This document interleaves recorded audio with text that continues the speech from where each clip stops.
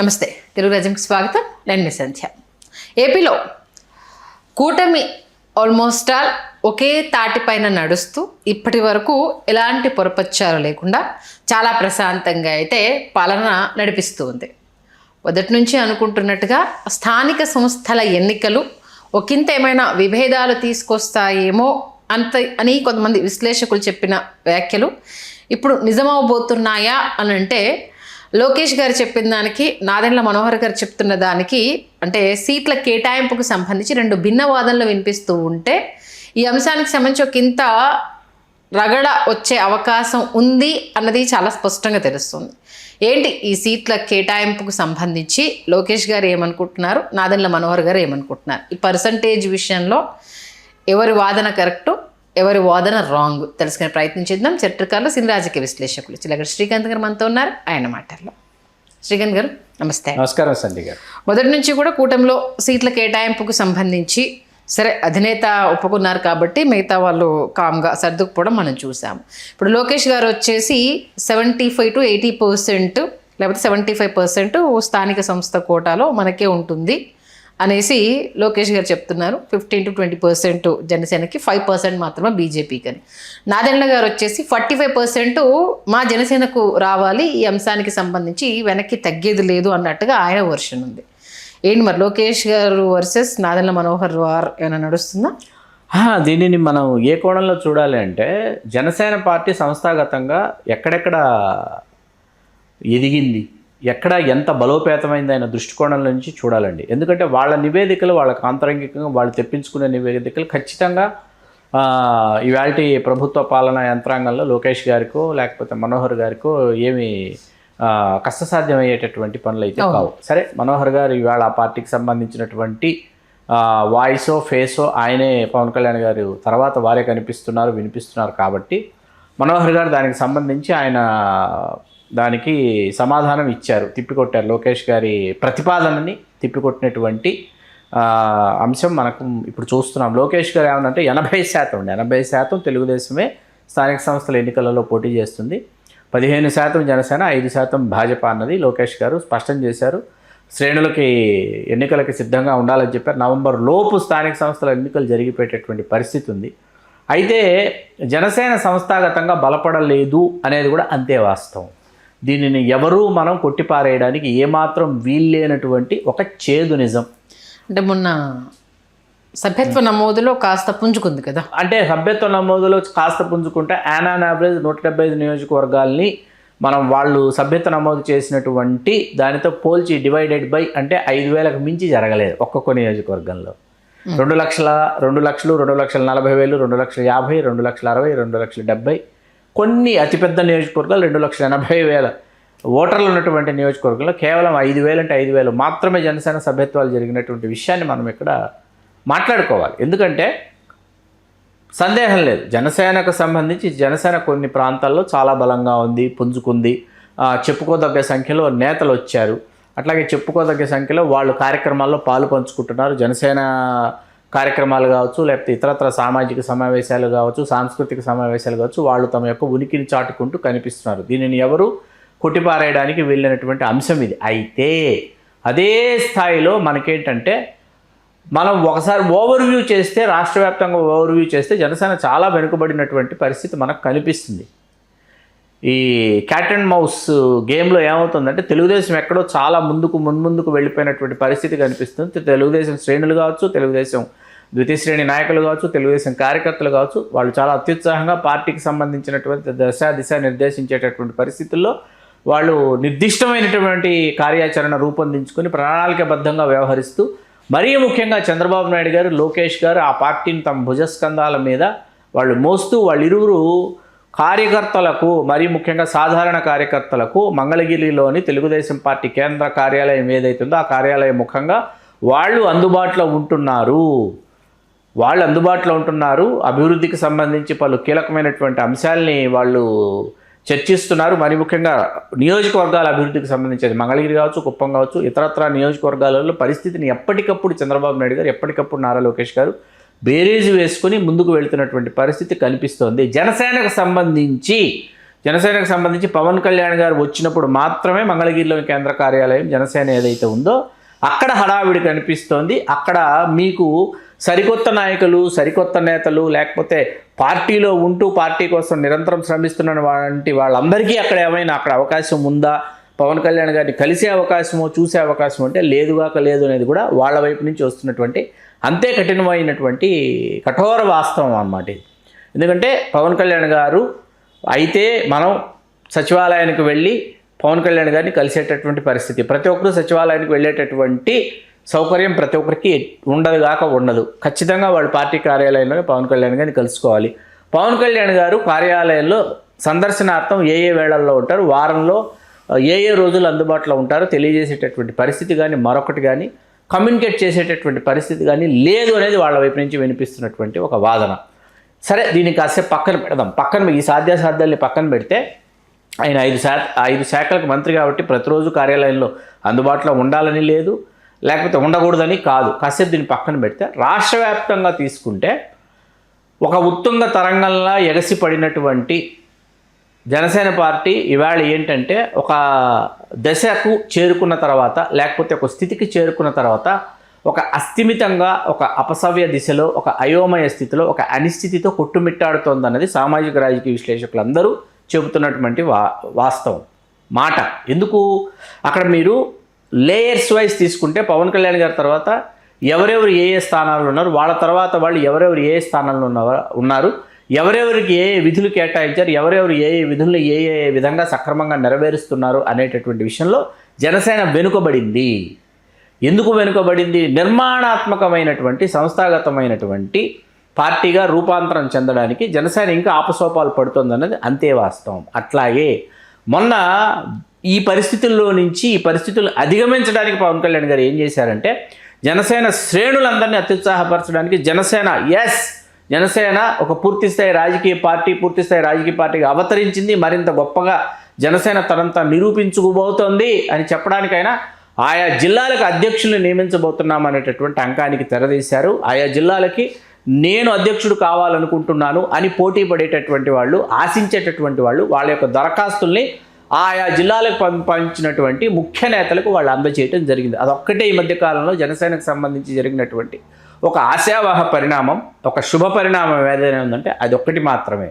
అంత మాత్రాన జనసేన పార్టీ పూర్తి స్థాయిగా రాష్ట్ర వ్యాప్తంగా పూర్తి స్థాయిలో బలోపేతమైపోయి సంస్థాగతంగా నిర్మాణపరంగా జనసేన పార్టీ రేపు స్థానిక సంస్థల ఎన్నికలు వస్తే వాటిని హోరాహోరీ బాహాబాహి ముష్టాముష్టి కేశీ అని ఢీకొనే పరిస్థితి ఉందా అంటే లేదుగాక లేదు. సరే, మీరు అన్నదాంతో నేను ఏకీభవిస్తాను. కానీ ఇక్కడ ఒక చిన్న లాజిక్ ఏంటంటే కూటమిగా ఉన్నప్పుడు ఆ కూటమి నుంచి ఎవరు నిలబెట్టినా గెలిపించుకోవడం వాళ్ళ బాధ్యత అయినప్పుడు దానికి జనసేన అయితే ఏంటి? చాలా మంచి ప్రశ్న వేశారు.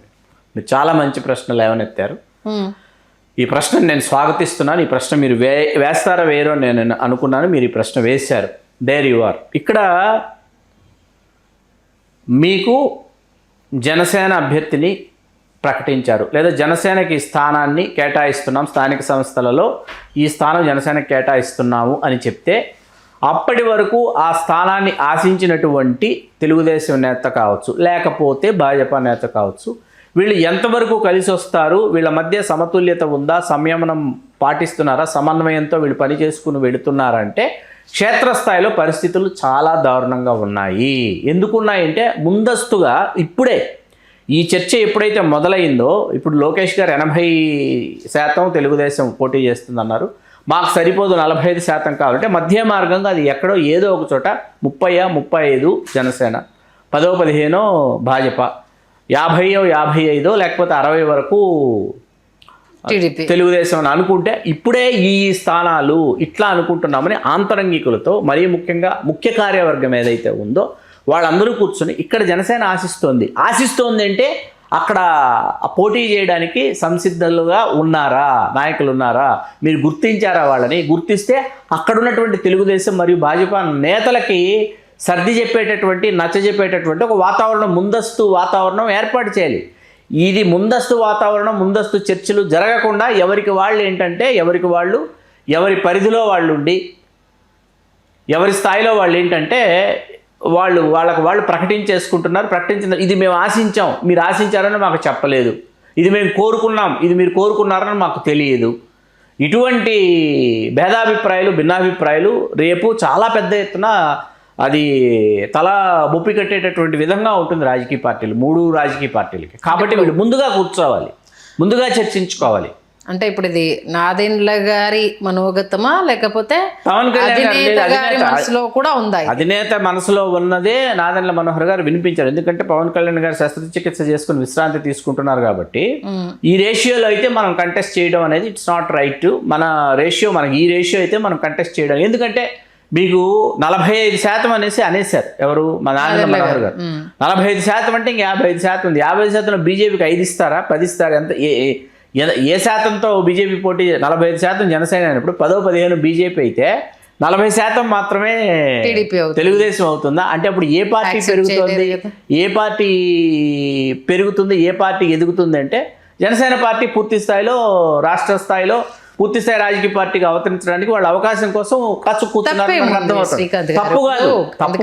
అనట్లేదు. శాసనసభకు ఎంపీ స్థానాలకు సంబంధించి చంద్రబాబు నాయుడు గారి కోసం ఆయన తగ్గినప్పుడు మన కూటమి గెలవడం, రాష్ట్ర అభివృద్ధి మనకి ఇంపార్టెంట్ కాబట్టి ఈసారి అవతల వాళ్ళకి ఛాన్స్ ఇవ్వద్దు అని తగ్గినప్పుడు, ఒక దగ్గర వాళ్ళు పెరిగినప్పుడు ఇంకో దగ్గర వీళ్ళు పెరగాలి అనుకోవడంలో తప్పలేదు కదా? తప్పలేదు. కానీ నియోజకవర్గం ఎన్నికలు వేరు, స్థానిక సంస్థల ఎన్నికలు వేరు, 2 ఒకటి కాదు. ఎప్పటికీ 135 శాసనసభ నియోజకవర్గాల్లో తెలుగుదేశం పార్టీ శాసనసభ్యులే ఉన్నారన్న విషయం మనం గుర్తుపెట్టుకోవాలి. మీకు ఇప్పుడు 135 స్థానాలలో మా వల్ల మాత్రమే మీరు గెలవగలిగారు జనసేన శ్రేణులు అంటున్నారు. మీకు తెలుసో తెలీదు, మీదేమీ లేదు. మీరు మీ నాయకత్వం కావచ్చు, మీ పునాది కావచ్చు, మీ పార్టీకి సంబంధించి సంస్థాగత నిర్మాణం ఏదైతే ఉందో అదేమీ లేదు. కేవలం జన సైనికుల వల్ల మాత్రమే మీరు 135 స్థానాలు తెలుగుదేశం పార్టీ అభ్యర్థులు ఉన్నారు అని వాదించేటటువంటి జన సైనికులు ఉన్నారు, వాదించేవాళ్ళు ఉన్నారు. మీరు సోషల్ మీడియాలోకి ఒకసారి వస్తే వాట్సాప్ గ్రూపుల్లో కావచ్చు, ఇన్స్టాలో కావచ్చు, ఎక్స్లో కావచ్చు, ఫేస్బుక్ లో కావచ్చు, 135 స్థానాల్లో మీరు ఈరోజు ఉండి మీరు అధికారం చెలాయిస్తున్నారు, మీ తండ్రి కొడుకులు అంటే ఖబర్దార్ మా జన సైనికుల వల్ల అని వాదించేటటువంటి వాళ్ళు, రోజు ప్రకటనలు పెట్టేటటువంటి వాళ్ళు కోకొల్లలు. వాళ్ళ బలం లేకుండా వీళ్ళు ఎంత సపోర్ట్ చేసినా ఉపయోగం ఉండదు. విన్ విన్ సిచ్యుయేషన్ అది. ఈ 24 ఎన్నికలు బలం అనేది తోడైంది, సామాజిక వర్గం అనేది తోడైంది. బలం బాగా ఆ 2 కలయికల వల్ల విజయం సాధ్యమైంది. కానీ ఒక్కరి వల్లే అయిందంటే అది ఎట్టి పరిస్థితుల్లోనూ యాక్సెప్ట్. దానిని తెలుగుదేశంలో దశాబ్దాల పాటు, అంటే తెలుగుదేశం ఆవిర్భావ సమయం నుంచి తెలుగుదేశంలోనే ఉంటూ తెలుగుదేశంతోనే ప్రయాణిస్తూ తెలుగుదేశంలోనే కొనసాగుతున్నటువంటి వారు ఎవరైనా సరే వారు ఏమంటున్నారు? తెలుగుదేశం పార్టీ ఎవరున్నా లేకపోయినా మేము రాజకీయాలు చేయగలము, మేము మా మనుగడ కొనసాగించగలము. గతంలో కావచ్చు, తర్వాత కావచ్చు, దశాబ్ద కాలం మేము ప్రతిపక్షంలో మేము ప్రధాన పాత్ర పోషించామా లేదా? 2004 నుంచి 14 వరకు అసలు అధికారమే లేదు. తర్వాత మళ్ళీ 14 నుంచి 19 వరకు అధికారంలో, 19 నుంచి 24 వరకు అధికారంలో లేదు. మేము ఉన్నామా లేదా? పార్టీ ఉనికి చాటుకుందా లేదా? పార్టీ ఉనికి ఎక్కడైనా కోల్పోయిందని వాదించేటటువంటి వాళ్ళు ఉన్నారు. మీకు ఎన్టీ రామారావు గారు వేసినటువంటి పునాది ఎంత బలమైన పునాది అంటే సంధ్య గారు ఈ పార్టీకి ఎంత బలమైన పునాది వేశారు ఎన్టీ రామారావు అంటే, ఒక తాత్విక పునాదిని ఎన్టీ రామారావు గారు కల్పించారు ఒక రాజకీయ పార్టీగా తెలుగుదేశానికి. మనం చాలాసార్లు గతంలో 1985 ఎన్నికలు నేను మీతో చెప్తూ ఉంటా.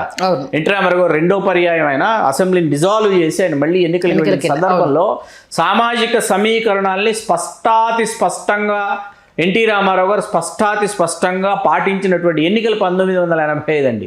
ఎందుకంటే తిరుపతి పిఎస్ గురవారెడ్డి గారికి కేటాయించాల్సి వచ్చింది. ఆయన వచ్చి పట్టు కూర్చున్నారు. బలి సామాజిక వర్గానికి కేటాయించాం కదా, మొన్న నేను రాజీనామా చేసి కత్తుల శ్యామల గారి సోదరు వారికి ఇచ్చాం, ఇప్పుడు రెడ్డి సామాజిక వర్గానికి ఇవ్వాల్సి వస్తుంది అని నగిరి నియోజకవర్గాన్ని ఏఎం రాధాకృష్ణ గారికి ఇచ్చారు. బలిజ సామాజిక వర్గానికి చెందిన ఏఎం రాధాకృష్ణ గారికి రామారావు గారు పోటీ చేసేటటువంటి అవకాశం ఇస్తే ఆయన కేవలం 1000-1100 తేడాతో రెడ్డివారి చెంగారెడ్డి గారి చేతిలో ఓడిపోయారు. ఏది కాంగ్రెస్ పార్టీ అభ్యర్థి. 85 ఉప ఎన్నికలు వస్తే ఎన్టీ రామారావు గారు తిరిగి, చాలామందికి విషయాలు తెలుసుకోవాలని చెప్తున్నా, 88లో శ్రీకాళహస్తికి ఉప ఎన్నిక వచ్చింది. 85 ఎన్నికల్లో రామారావు గారు సత్రవాడ మునిరామయ్య గారు మత్స్యకార సామాజిక వర్గాన్ని శ్రీకాళహస్తి నియోజకవర్గాన్ని మత్స్యకారులు శ్రీకాళహస్తి నియోజకవర్గంలో ఉన్నారంటే నగిరి బలిజలకు ఇస్తున్నాం కాబట్టి శ్రీకాళహస్తి మత్స్యకారులకు ఇద్దామని సత్రవాడ మునరామయ్య గారికి ఇచ్చారు. ఆయన మరణానంతరం అనుకుంటే ఉప ఎన్నిక వస్తే రామారావు గారు అప్పుడు వెంటనే బలిజ సామాజిక వర్గానికి అవకాశం ఇద్దామని కొండుగారి శ్రీరామమూర్తి గారిని వారికి అవకాశం ఇచ్చారు బలిజ సామాజిక వర్గం నుంచి. వారు స్వల్ప ఓట్ల తేడాతో ఓడిపోయారు కాంగ్రెస్ పార్టీ అభ్యర్థి తాటిపర్తి చెంచురెడ్డి గారి చేతిలో.